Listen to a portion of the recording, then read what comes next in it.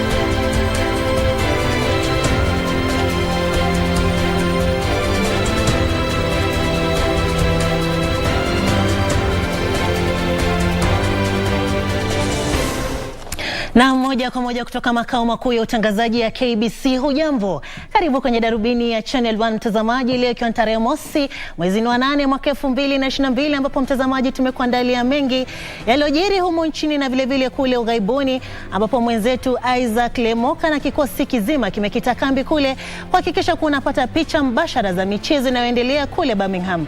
Lakini hapa mtazamaji, tunapata vidokezo, tunarejea na taarifa zaidi.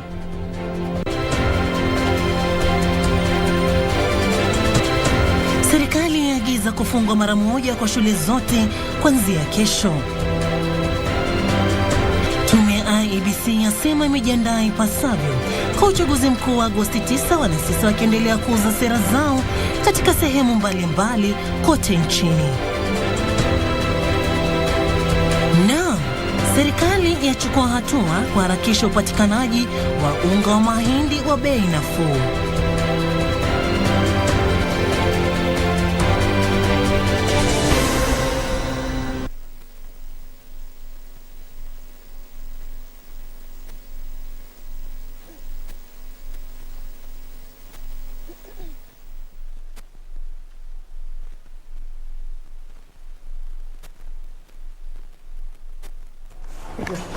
Na mtazamaji, sasa karibu tuweze kukujuza taarifa hizo kwa kina. Jina langu ni Sarafina Robi, mwenzangu wa ishara ni Ann Wangeshi. Vile mtazamaji, unaweza kutupata mbashara pale Facebook, YouTube na Twitter at KBC Channel 1 na vile at Sarafin_Robi. Tukianza ni kwa serikali imeagiza kufungwa kwa shule zote kote nchini kuanzia hapo kesho. Katika taarifa, waziri wa elimu Profesa George Magoha amesema shule zitasalia kufungwa hadi Agosti 10 ili kutoa nafasi kwa maandalizi ya uchaguzi mkuu wa Agosti 9. Agizo hilo la hivi punde kutolewa na Wizara ya Elimu kuhusiana na kufungwa kwa shule linabatilisha taarifa za hapo awali. Waziri wa elimu Profesa George Magoha kupitia taarifa kwa vyombo vya habari aliagiza shule zote zifungwe kwa likizo fupi ya muhula itakayochukua siku 10 na vipindi vya masomo kurejelewa Alhamisi tarehe 11 Agosti mwaka huu. Taarifa hiyo kwa wanahabari ni kinukuu: wasimamizi wa shule na wazazi wanashauriwa kuhakikisha kwamba wanafunzi kutoka taasisi za elimu zinazotoa masomo ya kimsingi kuanza likizo yao fupi ya muhula kuanzia Jumanne ya Agosti 2 na vipindi vya masomo kurejelewa Alhamisi 11 mwaka huu. Waziri Magoha alisema uamuzi wa serikali kuhusu kufungwa kwa taasisi za elimu zinazotoa masomo ya kimsingi kuanzia Jumanne tarehe 2 mwaka huu hadi Jumatano tarehe 10 Agosti mwaka huu ni kutoa nafasi ili kuandaliwa na kufanyika kwa uchaguzi mkuu. Hapo awali, Magoha alikuwa ametangaza kwamba shule zingefungwa kuanzia Jumamosi, lakini akaelezea kuwa uamuzi wa shule hizo kufungwa kuanzia Jumanne tarehe 2 Agosti uliafikiwa baada ya majadiliano ya kina. Shukran sana kwa taarifa hiyo mtazamaji. Sasa tuelekee kule Kisumu ambapo Rais Uhuru Kenyatta amefika pale ambapo anazindua kituo cha reli, na kwa sasa hii hapa ni hotuba yake ambapo anaitoa akiwa maeneo ya Kisumu. Ya reli kutoka Nairobi mpaka hapa Kisumu kupitia Nakuru,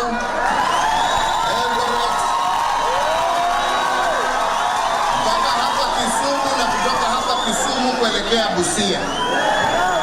Na hiyo tunataka kushukuru wenzetu wa KDF ambao wameshughulikia hiyo kazi, pamoja na vijana wetu shujaa wa NYS ambao bila hawa hatungeweza.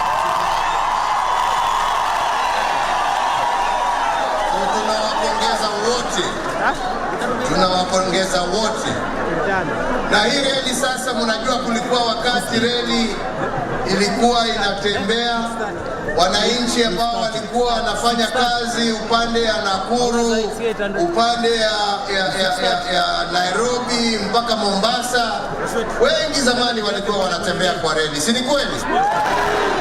Lakini kwa sababu wa udhaifu ikapotea, ikaharibika. Lakini sisi tumesema lazima tuirudishe ndio wananchi waweze kusafiri kwa njia ile ambayo.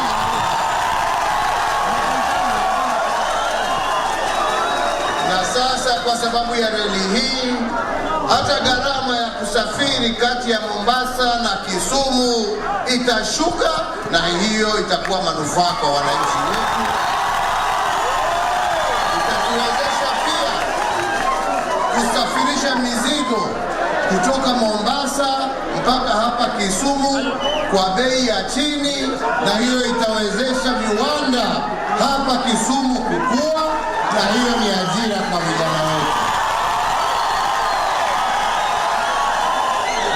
Pia leo hii tukimaliza hapa, tunaenda kufungua kirasmi dada EPZ ambayo iko hapa tu karibu, na hiyo EPZ itawezesha vijana kupata kazi, makazi ya kushona nguo, makazi ya kufanya mambo mengine.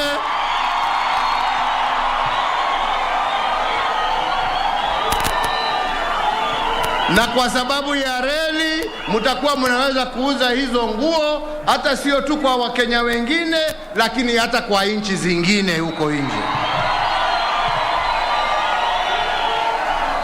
Na ndio sisi tuamini ya kwamba infrastructure ndio msingi wa maendeleo, ndio msingi wa kuinua uchumi, ndio msingi wa kuhakikisha ya kwamba vijana wetu wameweza kupata makazi, waweze kujisimamia na kusimamia familia zao.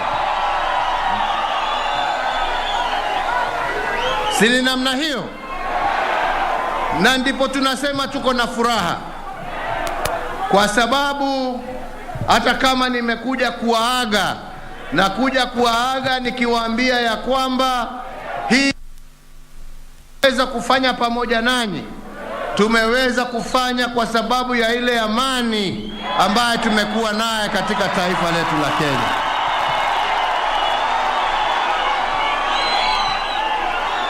Na hiyo amani ndio tunataka iendelee katika nchi yetu ya Kenya.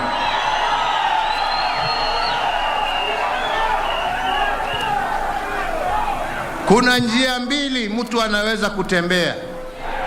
Njia moja ni ya kuwagonganisha Wakenya, ya kulete fitina, ya kulete mambo ya matusi,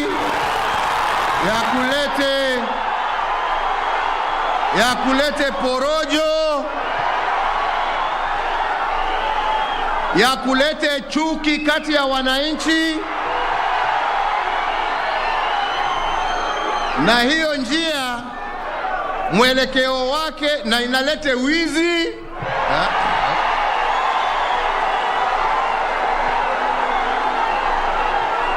Na hiyo barabara mwisho wake ni uharibifu wa nchi, ni umaskini, ni umwagikaji wa damu. Na mimi sifikirii ya kwamba hiyo ni barabara tungependa kutembea.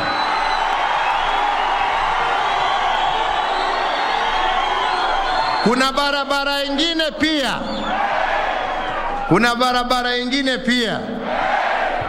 Na hiyo barabara ni ya amani, ni ya kutendea watu haki, ni ya kusimama na ukweli, ni ya kusimama na maendeleo ambayo itakuwa ya manufaa kwa wananchi, ni ya kuunganisha Wakenya.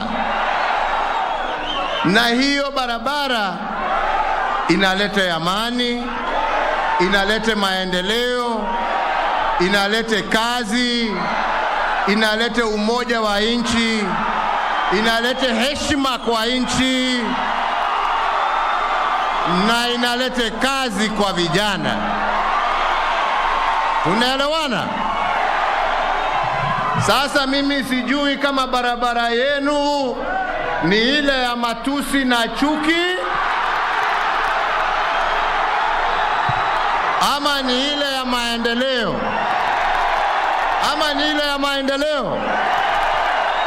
Basi kama ni ile ya maendeleo na haki, ni gari moja peke yake inatupeleka upande huo.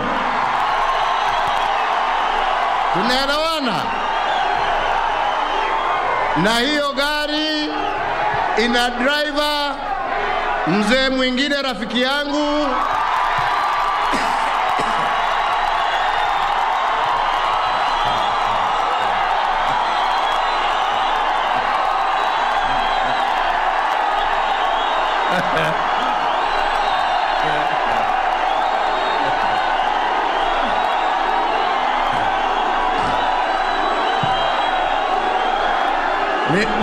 ni mzee mwingine rafiki yangu ambaye kwa jina ingine anaitwa Baba.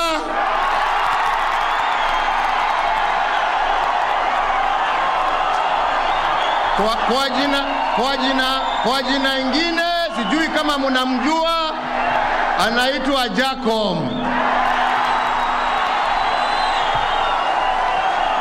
Kwa jina ingine anaitwa Raila Amolo Odinga.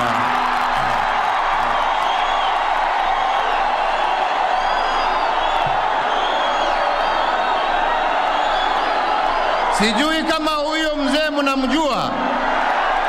Sijui kama mnamjua. Na hiyo gari yake iko na kondakta mwingine, mama ambaye hacheki, mama ambaye ni wa haki, mama ambaye hatakubali wizi, mama ambaye atasema kazi iwe ya wananchi, sio ya kibinafsi. Na yeye kwa jina ingine anaitwa Iron Lady. Sijui kama mnamjua. Kwa jina ingine anaitwa Martha. Kwa jina ingine anaitwa Martha Wangari. Kwa zingine anaitwa Martha Wangari Karua. Sijui kama mnamjua. Mutachagua gari hiyo na driver na conductor wao. Mutajitokeza muwapigie kura, ndio tupate maendeleo, haki, amani, umoja wa Wakenya na heshima katika nchi za nje. Sisi namna hiyo. Lakini mimi naona mmekubali. Lakini nyinyi wenzangu, hata kama mnakubali, mimi nawashukia. mimi ninawashukia kwa sababu nyinyi mnajitokeza kwa nguvu kusema ndio. Lakini sasa njia ya kuhakikisha ya kwamba hiyo gari imeingia State House sio tu na mdomo. Kwa sababu nasikia nyinyi mnakubali kwa mdomo, siku ikifika mtu anasema wacha niende nikatafute samaki. Mwingine anasema wacha kwanza niangalie kama bibi yako sawa. Mwingine anasema wacha niingie hii bar nipige chupa mbili, ni public holiday, nitaenda huko baadaye. Hiyo ndio shida jameni. Lakini kama mnaamini yale mnasema, tarehe 9 hii Kisumu town hakuna mtu wa kuongea na mwenzake bila kuonesha kidole na kuonesha rangi.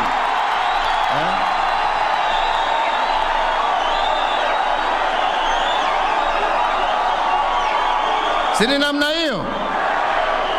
Hakuna kitu ingine, hakuna kuongea. Kama wewe huoneshi kidole na rangi, huyo sio mtu wa kuongea naye. Mwambie kaa kando, usinikaribie. Kwenda kwanza utende yale yanatakika. Sini namna hiyo. Mutajitokeza, mutapiga kura. Mungu awabariki na walinde. Asanteni sana. Tusimame kwa wimbo wa taifa. Na bila shaka mtazamaji, amekuwa ni Rais Uhuru Kenyatta ambaye yupo katika eneo la Kisumu ambapo amekuwa akizindua mradi wa stesheni ya reli katika eneo la Kisumu, na vile akiwaaga wa Kenya huku akiwahimiza wajitokeze kwa wingi ili waweze kupiga kura. Vile mtazamaji, Rais Uhuru Kenyatta hapo awali alikuwa katika eneo la Kiambu akiendelea kuzindua miradi mbalimbali. Tuweze kupata taarifa hiyo.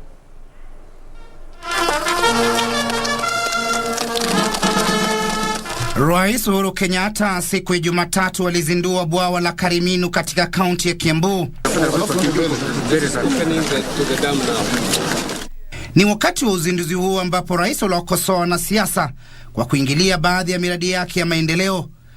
Lakini mimi naamini vile tulifundishwa na wazee wetu, mtu anafanya kazi mpaka dakika ya mwisho. Ama inaendaje? Unafanya kazi mpaka dakika ya mwisho. Sio hakuna mambo ya kusema ati hakuna kazi. Sasa tumetimiza, na sasa kwa sababu hakuna kazi mpya tunaweza kuanza. Si tuanze kufungua zile tumemaliza. Kiongozi wa taifa amesema ana jukumu la kuhakikisha Wakenya wananufaika na utawala wake. Kulingana na rais, bwawa la Kariminu litasaidia kuimarisha kilimo katika eneo hilo na kukabiliana na tatizo la uhaba wa maji. Damu ambayo sasa itakuwa na zaidi ya service zaidi ya watu 1,000,000. 1 million people wataweza wapate maji kwa sababu ya damu hii. Amesema mradi huo utawanufaisha wakazi wanaoishi baadhi ya maeneo ya kaunti za Nairobi na Kiambu. Na kwa sababu project imekuwa successful, tunataka tuipanue. Na itapanuka kidogo, tuweze kupatia mpaka watu ya Thika pia waweze wapate maji kutoka sehemu hii. Si ndio?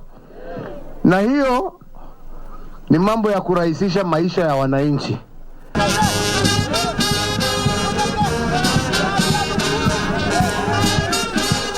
Timothy Kipnusu, Darubini.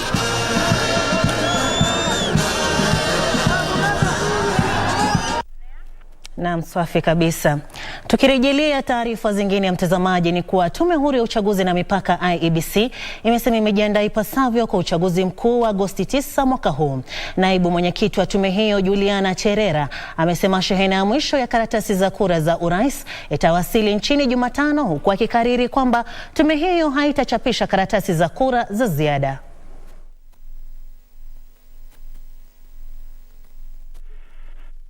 Mtazamaji, taarifa utakuwa unaipata pindi tunavyoendelea na taarifa zetu hapa kwenye Darubini. Na tukiendelea na taarifa zingine, ni kuwa tuna taarifa nyingi mtazamaji, kama vile za biashara na vile vile za spoti, lakini kwa sasa tunachukua mapumziko mafupi sana. Tunarejea na taarifa zaidi, usiende mbali.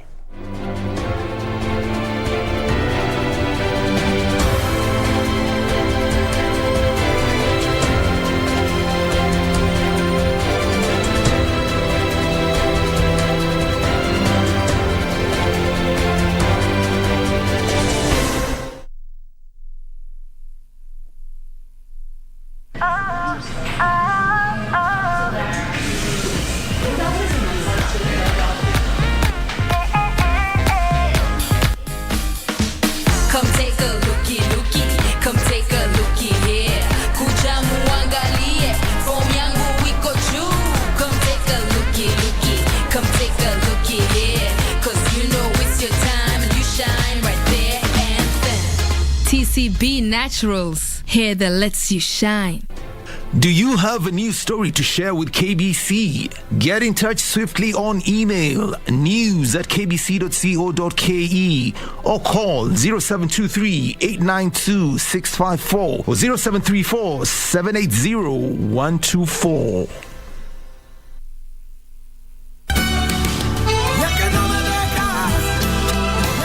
You happen to have a sister and you don't even do the least that you can to patch things up with her. Just try to get closer to her. It's something that I really don't know how to explain at all. It's something that I feel inside my chest. I ask you to forgive me. I also came here to see my son so that I could apologize to him just as you did, my dear.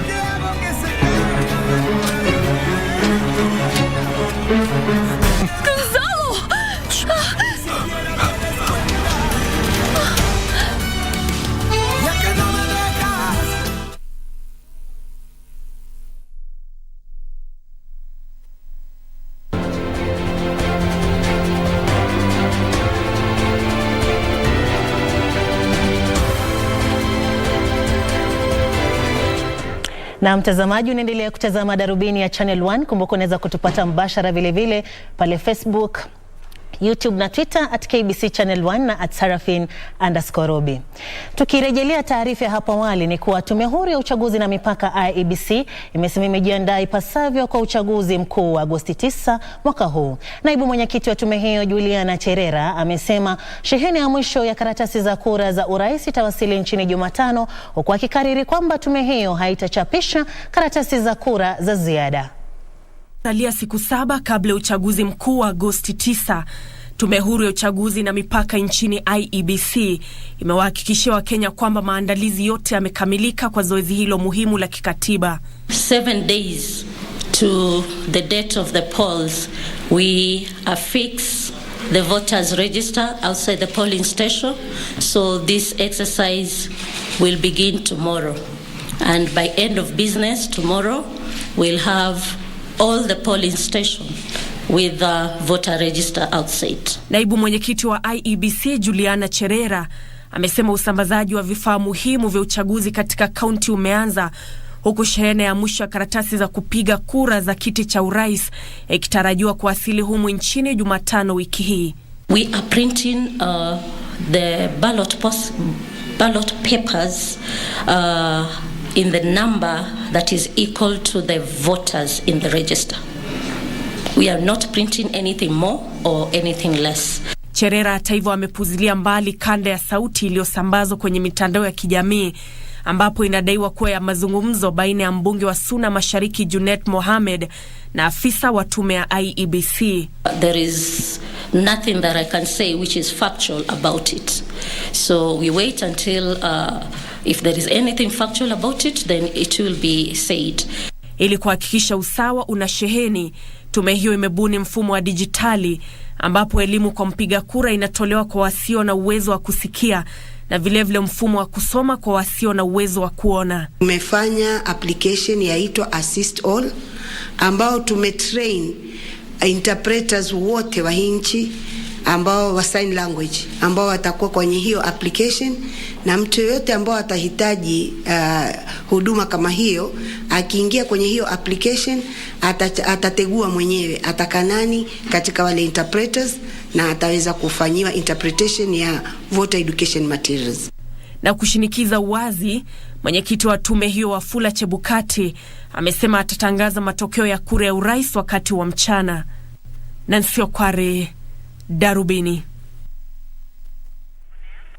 Na mtazamaji, tukisalia bado kwenye masala ya uchaguzi, ni kuwa uchaguzi mkuu ujao bila shaka ni uchaguzi wenye ushindani mkubwa wa kisiasa nchini, na huku wagombeaji 4 wakiwania urais, 2 kati yao wanafahamika zaidi wakiwa ni mgombeaji urais kupitia muungano wa Azimio la Umoja Raila Odinga na mgombeaji urais kupitia muungano wa Kenya Kwanza William Ruto. Na huku uchaguzi huu ukikaribia, kituo cha televisheni cha Channel 1 kilikusanya maoni ya watu hapa jijini Nairobi, na wengi wao walitaka uchaguzi wa amani na kutimizwa kwa ahadi kwenye manifesto baada ya uchaguzi huo wa tarehe 9 mwezi Agosti. There is so much uncertainty regarding the grade 6 students, whether they will be where they will be hosted, is it in high schools or in primary schools. So I think that should be a priority. Even when they come in, immediately they come in into office, before they're even sworn in, they should have that in mind. The leaders to come to us now, work on the projects that they've set, and they make sure that we don't struggle. Saizi nimetoka government office, and what I've seen I've not liked. Like, it should not happen like that. The leadership should be conscious of things like that. So we want change. Kuna many uncertainties na leka mimi ninge kampo na sijui in the next 4 years kanta para job ama ndakosa, unaona. Na pia in terms of sports, mimi kama mimi ni footballer mkali, na pia naona sizichukua hiyo line juu naona haina hopes, na pia like wajaribu ku streamline hizo sectors, na tunashukuru sana kwa sababu sisi ndio wale watu wa kesho, sisi ndio watatuachia hii nchi, na wenye wana handle ina to affect now, tomorrow and forever. Hata chakula iko juu sana, kwa hivyo tungependa tu watushughulikie vile watoto watasoma, hata wakisukisha vitu chini, at least tutakuwa na ile morali. Najua hatuwezi tukachagua watu mwishowe tena bado maisha inakuwa ngumu. At least tuchague watu wenye tunajua watatusaidia hapo mbeleni. Wana haja kuteremka nyumbani, juu wengi wanateremka na ukiangalia kura wanaenda kupiga. Juu wanaofia kwamba kunaweza kuwa na machafuko. Na hiyo kutravel ndio inachangia hiyo machafuko, hata kama haingekuwa alafu inakuja inakuwa, but wakistiki mahali penye wako na tukae like brothers. I'll be voting from Kajiado County. Hii uchaguzi, what I'm expecting as a young person is leaders who are able to look at us as a people, because we've suffered for a long time and it is time for a change. We are also voting for change. So the leaders we shall bring in, all we are asking is for peace. For those who lose with integrity. For those who win with grace. Kuhusu uchaguzi nataka amani ikue, watu wakae kwa amani baada ya uchaguzi, na tunaombea mwenye atachaguliwa kama rais, mbunge, atengeneze nchi ikuwe na mafanikio mema. Na ndio hivyo mtazamaji, ujumbe unaosheheni ni amani, amani na amani. Kwenye taarifa nyingine ni kuwa watu 7 walifariki siku ya Jumapili kwenye shambulizi linaloshukiwa kutekelezwa na wahalifu katika kijiji cha Nepeitom, kaunti ya Turkana. Nyumba kadhaa pia zilichomwa na mifugo kuibiwa kwenye kisa hicho. Siku ya Jumapili usiku, watu wanaoshukiwa kuwa wahalifu walivamia kijiji cha Nepeitom huko Turkana na kuwaua watu 7, miongoni mwa watoto 3. Wahalifu hao walitoweka na mifugo kwenye kisa hicho. Viongozi wa eneo hilo wamekashifu kisa hicho na kutoa wito kwa serikali kukabili wahalifu hao. An action has to be taken against those people. And as a county, as a leadership of Turkana County, we want to give the Kenyan government, especially the Department of Security, 14 days to act on this very lethal issue that has dawned on our people. Serikali chukua mamlaka yako, deal na hao wakorofi ambao wametusumbua. We are just tired. How can we be slaughtered like goats and animals? It is so sad that our neighbors who are also Kenyans are killing Kenyans in their own country, in their own homes, and roasting them alive. This is very inhuman. Maafisa wa usalama wanatafuta wahalifu hao. Na kwingine kwa mtazamaji ni kwa vijana humu nchini wametakiwa kusoma au kuhadithiwa kuhusu matukio ya utotoni ili kuelewa umuhimu wa maisha. Mhadhiri wa mawasiliano katika Chuo Kikuu cha Masinde Muliro, Profesa Igara Kabaji, amesema kuhimiza watu kusoma vitabu na mazungumzo miongoni mwa vijana kunaweza kupunguza tofauti za kijamii na kudumisha mshikamano wa kitaifa.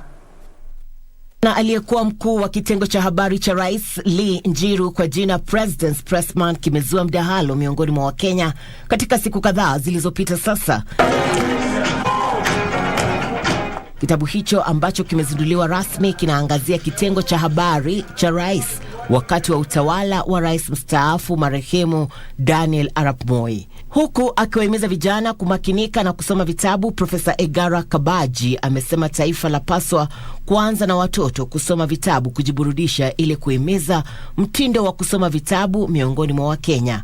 Katika kujenga jamii inayomakinika na usomaji vitabu, Kabaji anasema wafanyakazi wanaostaafu wanapaswa kuchangamkia uandishi wa vitabu kuelezea wakubwa kwa wadogo safari zao maishani. If there is anything, is that young people have not found meaning in life. And books of this nature will help young people find meaning in life and understand the value of hard work, the value of resilience, the value of being humble. Those who have occupied positions of power, all Kenyans, their stories. Those who have occupied important positions in this country, all Kenyans, their stories. Mhadhiri huyo wa Chuo Kikuu cha Masinde Muliro ameongeza kuwa mtindo wa kusoma vitabu katika jamii utabuni jamii inayomakinika na uandishi, na hivyo kukuza idara ya maktaba na maduka ya vitabu, na hivyo kuhimarisha juhudi za kupigana na adui wa ujinga. We would like to understand the struggle against evil in this country, and the kind of persecution that good people go through in a corrupted environment. If you become a refugee as an old man, you run mad. And you become a refugee as a child, you look like an old man. Kitabu cha President's Pressman ndicho kitabu cha kwanza kuandikwa na aliyekuwa mkuu wa kitengo cha habari cha Rais kilichochapishwa. Bila shaka mtazamaji, kitabu hicho kimeweza kuibua hisia mseto pale mtandaoni, na tunatumai kuwa tutaweza kupata nakala za vitabu hivyo ili tuweze kusoma na vile Wakenya waweze kusoma na kujua kulikoni, na vile tuweze kuelewa jinsi ya kuishi kwa amani na kutunza nchi yetu. Na vile mtazamaji, naona wengi mnaendelea kutuma jumbe zenu kwenye mtandao wa kijamii, ambapo namuona Gaspar Maganga, Khalif Namvoni, Elvis Birgen, Khalif Namvoni, Betfred RFM ambaye pia anasema natazama kutoka Nakuru, na watu wengi ambao mnaendelea kutuma jumbe zenu. Kwa sasa mtazamaji, tunachukua mapumziko mafupi sana. Tunarejea na taarifa zaidi, usiende mbali.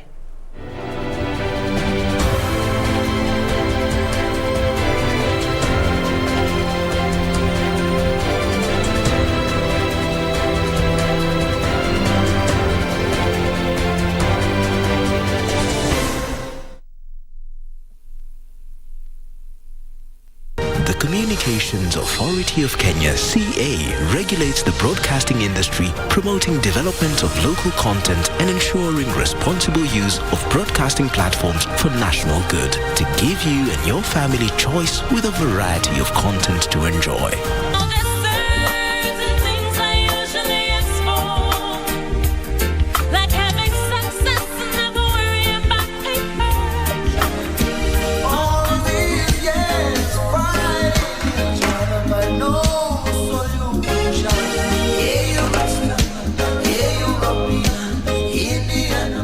Communications Authority of Kenya, opening your world.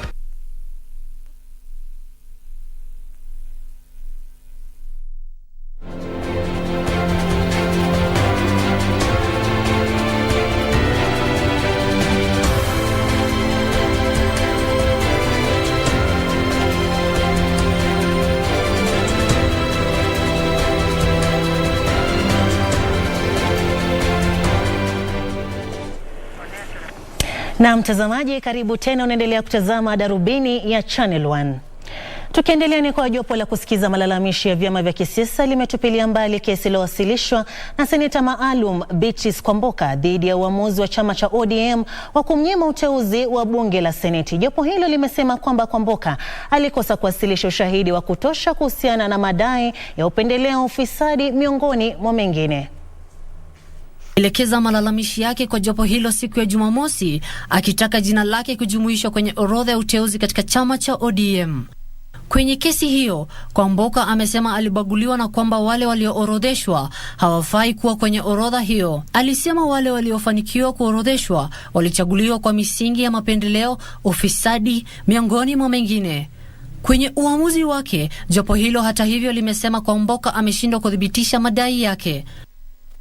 Kwingineko, aliyekuwa afisa mkuu wa masuala ya fedha katika kaunti ya Nairobi, Jimmy Kiamba, aliyekuwa katibu wa kaunti Lilian Ndegwa, pamoja na watu wengine wawili ambao walipigwa faini ya shilingi milioni 9.6 au wahudumia kifungo cha miaka 12 gerezani kuhusiana na kesi ya ufisadi wa shilingi milioni 18, wametakiwa kujitetea kuhusiana na mashtaka matatu tofauti yanayohusiana na kesi hiyo. Kesi hiyo inatarajiwa kuanza kusikizwa tarehe 5 mwezi Oktoba. Hatimaye, mahakama imetoa amri ya kusitisha chumba cha kuhifadhi maiti cha Chiromo dhidi ya kuruhusu kutolewa kwa mwili wa kiongozi wa zamani wa mashtaka Frederick Ashimosi Shitambasi. Mkewe Frederick alielekea mahakamani akidai familia ya marehemu imekuwa ikiendelea na maandalizi ya mazishi ya marehemu bila kumhusisha yeye pamoja na watoto wake. Amesema angali mkewe halali hadi kesi ya kutalikiana ambayo ingali mahakamani itakapoamuliwa. Marehemu alipatikana akiwa amefariki kwenye nyumba yake katika mtaa wa Pioneer Estate, nyumba ya nambari 32. Bila shaka tukitoka mahakamani sasa tuingie kwenye ulingo wa siasa ambapo mgombeaji urais kupitia muungano wa Azimio la Umoja Raila Odinga amesema hana ubaya wowote na eneo la Mlima Kenya na dhana kwamba wakazi wa eneo hilo hawatampigia kura ni maoni yanayotolewa na wapinzani wake kwa maslahi yao ya kibinafsi. Raila ambaye aliongea wakati wa msururu wa mikutano ya kampeni katika eneo la Mlima Kenya aliwataka wakazi wa eneo hilo kumuunga mkono akisema serikali yake itakuwa ya kuaminika na kwamba italeta maendeleo nchini iwapo atashinda kwenye uchaguzi mkuu ujao.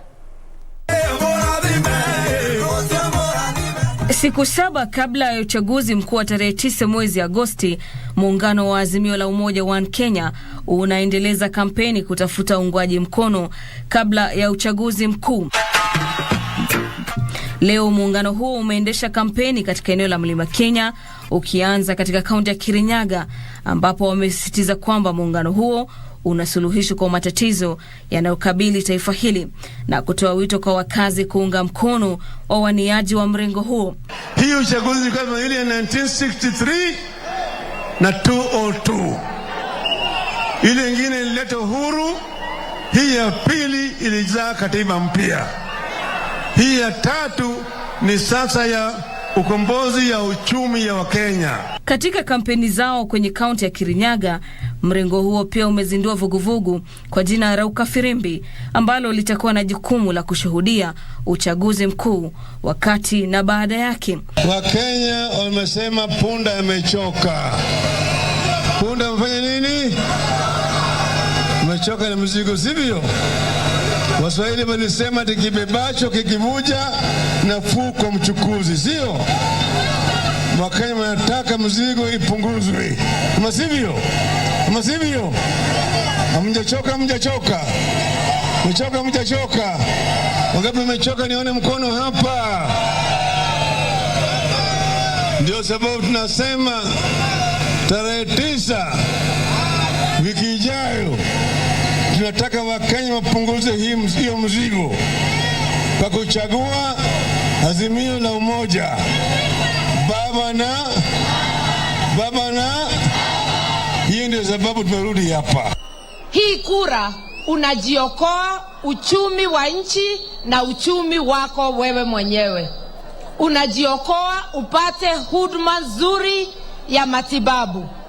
Unajiokoa upate masomo kwa watoto wako. Mrengo wa Azimio la Umoja baadaye ukaelekea katika kaunti ya Kiambu, hapa wakielezea kujitolea kwa muungano huo kupambana na masuala ya ufisadi. Pia mrengo huo ulitaka kupigiwa kura kwa waniaji wote wa nyadhifa mbalimbali kupitia kwa muungano huo ili waweze kupata usemi katika ngazi zote serikalini. Nikiripotia Darubini, naitwa Gladys Mungai.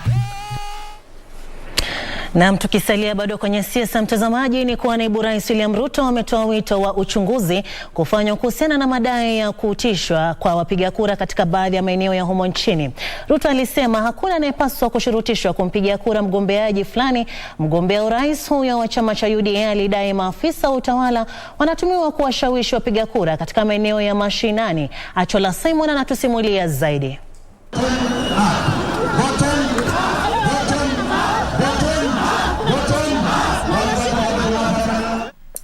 Madai ya kushurutishwa kwa wapiga kura katika baadhi ya maeneo nchini ili kuwapigia kura watu fulani yamevutia hisia ya mgombea urais wa muungano wa Kenya Kwanza William Ruto, akionekana kukubaliana na mpinzani wake wa muungano wa Azimio Raila Odinga katika kukashifu tukio hilo. Kenya hii tumeamua itakuwa ni Kenya, haiwezi tena kuwa na fujo kwa sababu ya mambo ya siasa, haiwezi tena kumwaga damu kwa sababu ya siasa. The right to vote is enshrined in our constitution, and no Kenyan should feel threatened that if he votes this way or that way, he's going to be evicted from where he lives.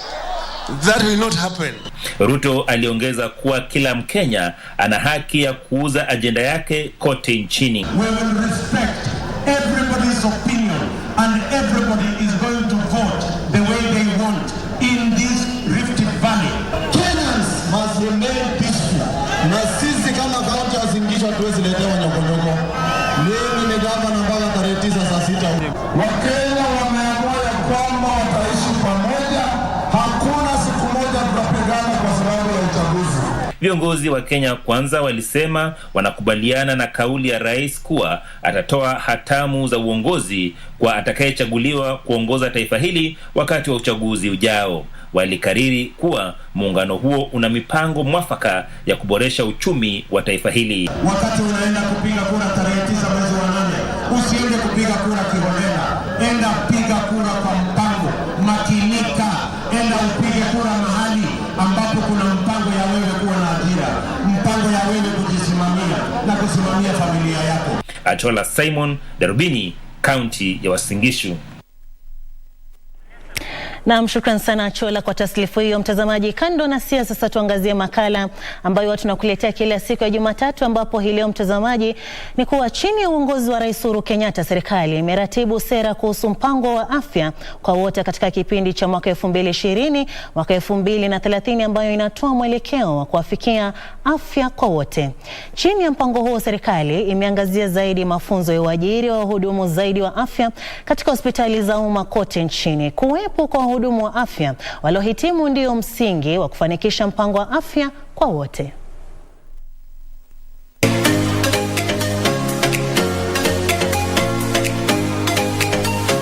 Je, wajua kuwa ili kupiga jeki utoaji wa huduma bora za afya, serikali ya Rais Uhuru Kenyatta imetilia mkazo uajiri wa wataalamu wa matibabu tangu mwaka 2013. Tangu tujinyakulia uhuru hadi mwaka 2013, Kenya ilikuwa na wataalamu wa matibabu 36,000 waliohudumu katika hospitali za umma. Lakini katika miaka 9 ambayo Rais Uhuru Kenyatta amekuwa uongozini, serikali imeajiri wataalamu wa matibabu 37,200. Hii inamaanisha kuwa Kenya sasa ina wataalamu wa matibabu 74,000 wanaowahudumia Wakenya katika hospitali mbalimbali za umma kote nchini. Madaktari wameongezeka kutoka 3,720 mwaka 2013 hadi 6,926 kufikia sasa. Wauguzi wameongezeka kutoka 20,426 mwaka 2013 hadi 33,279 kufikia sasa.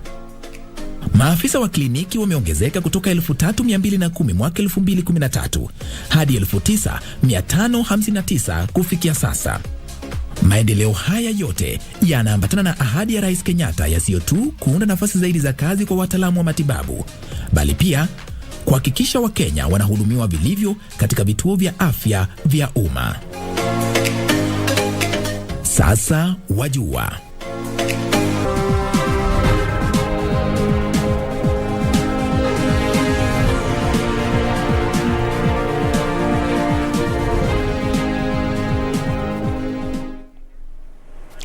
Na mtazamaji, sasa karibu kwenye safu ya biashara. Muda mrefu ambao wafanyabiashara wakubwa rejareja huchukua kuwasilisha malipo yao unatishia kuvuruga manufaa yanayotokana na mpango wa serikali wa kupunguza bei ya unga wa mahindi. Katibu wa kilimo Francis Owino amewakosoa wafanyabiashara hao kwa kuchelewesha malipo yao kwa kampuni za kusaga mahindi kwa kipindi cha siku 45, hatua ambayo imelazimu kampuni hizo za kusaga mahindi kuamua kufanya biashara na wafanyabiashara wadogo wa rejareja ambao huwasilisha malipo yao baada ya muda wa siku 3 pekee. Kwa usambazaji wa unga ulioshushwa bei utarejelewa katika kipindi cha saa 24 zijazo baada ya serikali kutoa fedha za kufanikisha mpango wa kuongeza bei ya unga. Serikali kufikia sasa imelipa kampuni za kusaga mahindi takriban shilingi milioni 160 kati ya milioni 325 zinazodaiwa na kampuni hizo tangu serikali ipunguze bei ya bidhaa hiyo. Kampuni hizo zimesema fedha hizo zitasaidia katika kuimarisha mpango huo wa kushusha bei ya unga. I must say that this thing actually rolled out last week, and that's why there was a lot of documentation, the KRA, the KEPS, the AFA, and the things were very slow. So as the PS has assured us that the payment is within 24 hours, 2 of our members were paid yesterday, I think today or on Friday. Millers will roll out. We are going to roll out, and there will be enough flour in the market next week. Tutakuwa na unga mingi mpaka hata wananchi watashangaa.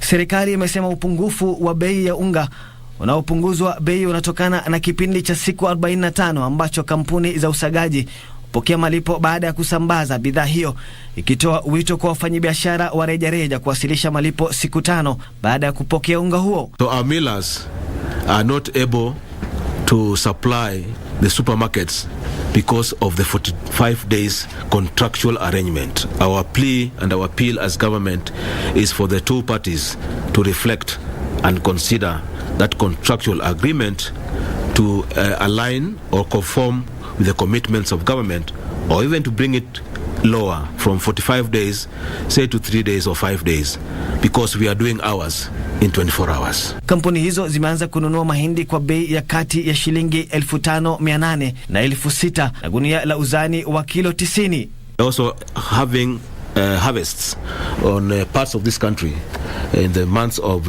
August, September, and the big bang in October. So where we are headed to good times. Muda unaoruhusiwa kuagiza mahindi kutoka nje bila kutoza ushuru unategemea mavuno ya kati ya miezi ya Agosti na Septemba mwaka huu ya zao la mahindi.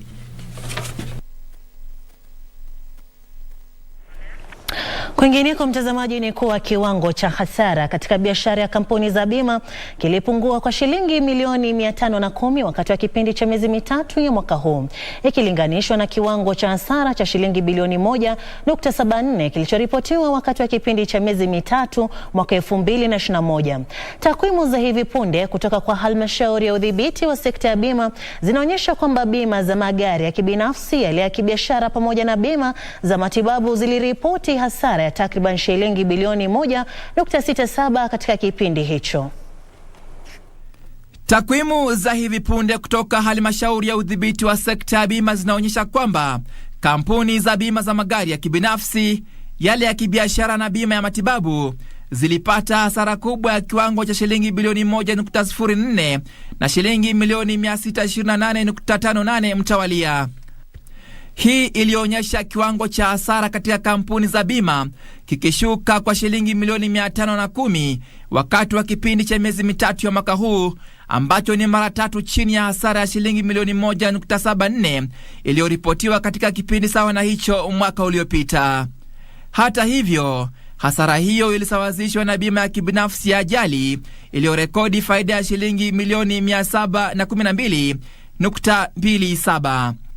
Katika sekta ya bima, malipo ya bima yaliongezeka kwa 11% hadi shilingi bilioni 88.43, huku malipo ya bima chini ya kampuni za bima yakiongezeka hadi shilingi milioni 53.92. Kati ya hizi, bima ya matibabu na ile ya magari zilichangia 35.9% na 27.5% mtawalia, huku bima za huduma za ndege, wizi na aina nyingine za bima zikishuka kwa 16.1%, 11.0% na 10.6% mtawalia. Wakati wa kipindi hiki, malipo kwa wateja yaliongezeka kwa 10% hadi shilingi bilioni 18.43. Malipo ya juu zaidi kwa wateja kwa huduma za matibabu ndiyo yaliyokuwa ya juu zaidi kwa 42%, yakifuatiwa na bima ya magari kwa 25.5% na magari ya kibiashara kwa 24%. Malipo kwa wateja yaliongezeka kwa 13.3% hadi shilingi bilioni 16.85. Kiwango cha biashara kiliongezeka kwa 33.2% hadi shilingi bilioni 10.57, huku kiwango cha faida kikiwa shilingi milioni 517.18 ikilinganishwa na hasara ya shilingi milioni 990.23 katika kipindi sawa na hicho mwaka uliopita. Bila shaka mtazamaji, kwingineko ni kwa taasisi za kitaalamu humo nchini zimehimizwa zichukue nafasi zinazochipuza katika kanda hii baada ya Jamhuri ya Kidemokrasia ya Kongo kujiunga na eneo la kibiashara la Jumuiya ya Afrika Mashariki. Mwenyekiti wa taasisi ya makatibu walioidhinishwa, Diana Tanui, alisema sasa kuna nafasi zilizotolewa na Jamhuri ya DRC na mataifa mengine wanachama wa jumuiya hiyo ambazo zitasaidia taasisi za kitaalamu kujiimarisha. Taasisi ya makatibu walioidhinishwa hutekeleza jukumu la kuimarisha mabadiliko ya kiuchumi na jamii kwa kusaidia utendekazi bora na uongozi bora wa kampuni, hususan katika bodi za kampuni. Taasisi hiyo inanuia kukuza kanuni za uongozi bora wa kampuni ili kuchochea ushindani, uvumbuzi na uendelevu wa taasisi. Akiongea wakati wa hafla ya 27 ya kila mwaka ya dhifa ya mlo wa jioni na kutoa tuzo jijini Nairobi, mwenyekiti wa taasisi hiyo Diana Tanui alizihimiza taasisi za kitaaluma kuchukua fursa ya nafasi zilizopo katika Jumuiya ya Afrika Mashariki. We as an institute have continued to promote good governance through strategic collaborations. We have entered into many memoranda of association with specific stakeholders, specifically on areas of research for purposes of expanding the training opportunities for members. Certified secretaries contribute significantly to the overall economic development and stability and growth of a nation. Waliohutubu walisema kuna nafasi zinazoichipuza zilizopatikana baada ya Jamhuri ya DRC kujiunga na jumuiya hiyo pamoja na kuwekwa huru kwa uchumi wa Ethiopia. As potential investors rely on the business information generated by public certified secretaries to make decisions on whether or not to invest in a particular venture. As an institute, we also continue to endeavor to ensure we help members to build capacity by bringing most relevant topics and most relevant areas of concern so that then we remain relevant in the market and that we give value to the employers that we serve and the clients that we serve. Humu nchini, taasisi hiyo inashirikiana kwa karibu na mashirika ya umma, sekta ya kibinafsi na serikali za kaunti ili kubadilishana utaalamu katika kaunti tofauti tofauti kupitia mikutano katika juhudi za kuimarisha uongozi bora.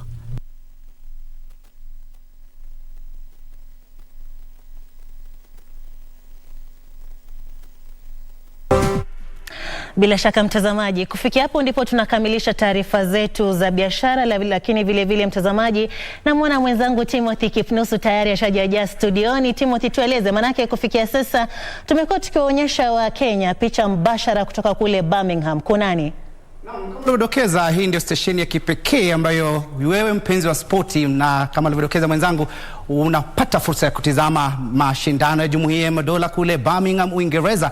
Na hii leo ni taarifa kuhusiana tu na hoki na jinsi timu ya kinadada ya hoki ilivyopoteza baadhi ya mechi zao, na vilevile tutakuwa tunakuarifu jinsi hali itakavyokuwa na mwanahabari wetu Isaac Lemoka ambaye amekuwa akikita kambi katika eneo hilo. Bila shaka mtazamaji, lakini kwa sasa tunachukua pumziko fupi, tunarejea na taarifa hizo za spoti. Usiende mbali.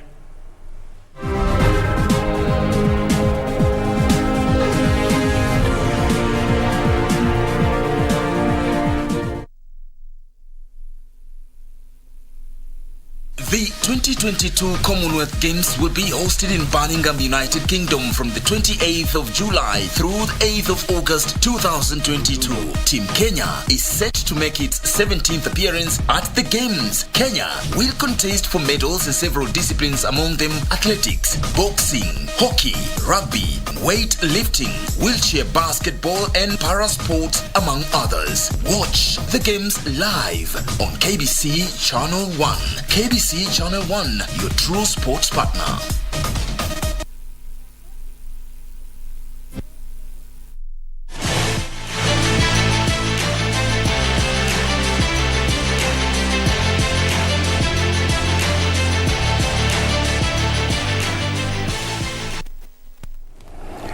Baada ya mwenzangu Sarafina Robi kuwajibikia kama dakika 40 hivi ya habari kwenye Darubini, sasa tuangazie za spoti. Mimi naitwa Timothy Kipnusu. Na wananga na taarifa kwamba kocha mkuu wa Malkia Strikers Paul Bitok amesema kuwa timu hiyo ya taifa ya wanawake ipo tayari kushiriki katika mashindano ya dunia ya mchezo wa mpira wa wavu ya wanawake baina ya tarehe 23 mwezi ujao na 15 Oktoba nchini Uholanzi na Poland. Kocha huyo amesema kuwa timu hiyo ambayo imekuwa nchini Brazil kwa mwezi mmoja katika ziara ya maandalizi itajitahidi ipasavyo kuandikisha matokeo bora kwenye mashindano hayo ya kimataifa. Tazama.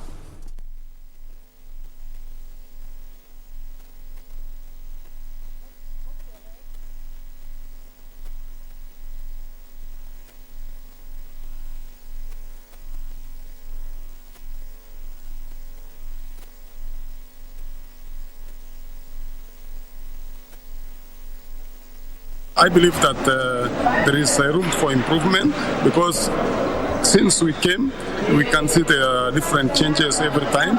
Though we are not perfect, but I can say that the reception now is okay. But generally, the team is playing well. Collective volleyball now within themselves. They have good teamwork. They have good blocking. System now is working for them. That's why we have good defense from the libero. The only thing which is still remaining, which I think we have to work more, is about our reception.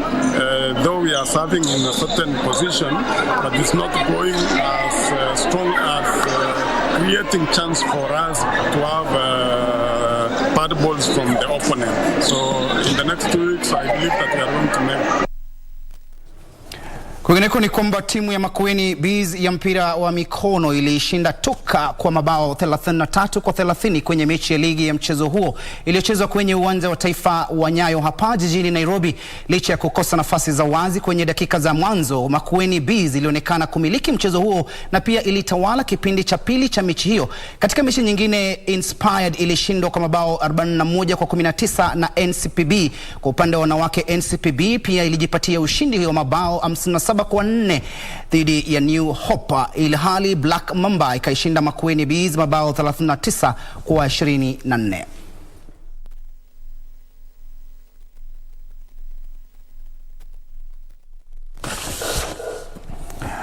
Huku hayo yakijiri, kamati ya FKF inayosimamia kunradhi masuala ya soka humu nchini leo ilikutana na wawakilishi wa vilabu vya soka humu nchini kujadili msimu uliopita na msimu mpya utakaoanza tarehe 27 mwezi huu. Wawakilishi wa vilabu mbalimbali waliohudhuria mkutano huo katika uwanja wa taifa wa Nyayo walisema kuwa watashirikiana na kamati hiyo ya muda ambayo kwa sasa inasimamia masuala yote ya soka humu nchini. As an administrator, you only play 5% or 10%. But the real people are the KPL clubs. They are the owners of the leagues. As we just give the laws and the administrative part of it. So we sat down, we agreed and said there will not be any combative approach anymore. The approach will be two-way, whereby we agree first, what is the way forward in the new league? What are the learnings of the previous leagues, the pain points, the recommendations, the solutions? Ni muhimu tujue ile league tunaenda kuanza ni nini kabisa. Tumekuwa na shida kama ile league ilisha, hata tumezungumzia ni shida gani tulikumbana nazo msimu ulioisha. Unaona kuna mechi kadhaa zikuchezwa kwa sababu hakukuwa na ambulance kwa kiwanja, ama ile ambulance ilikuja ilikuwa na vifaa zile hazitoshi, na club moja inasema hivi, club nyingine inasema hivi. So ni vizuri tukitatua hizi vitu zote ndio tukianza league tusikuwe na hizi shida tumekuwa nazo, mechi zingine hazichezwi, teams zingine hazikuji uwanjani. We are also benchmarking with them. I believe this is a season where they will enjoy. Our main thing is bringing back fans to the stadium to make sure that our league goes back to that level whereby it is among the big league in the country, in the world. We do not want situations where referees are not paid properly, and this would give room for bribery and sometimes participation in betting, something which we don't want.